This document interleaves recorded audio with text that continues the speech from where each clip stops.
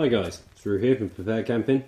Today I'm going to be showing this new pack I've got for when I'm going out bushcrafting. This is the Dutch Army 35 litre backpack. As you saw before, it sits up quite high on your back and you can store quite a lot of stuff in it. So you can see I've got a tent, some tent poles, what else? Cook set, and a trusty Yugoslavian mess kit. Got two big side pockets as well that you could put all sorts of things into. I've just got cameras and things in this one side. These are the pack dimensions, including that for the two side pockets, and you can find these online for anywhere between £20 to £30.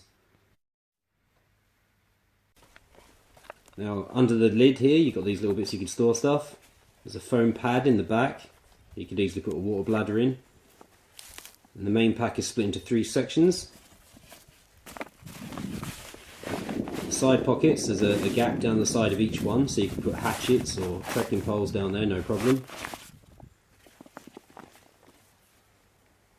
It's really quite comfortable to wear. It's got loads of these attachment points.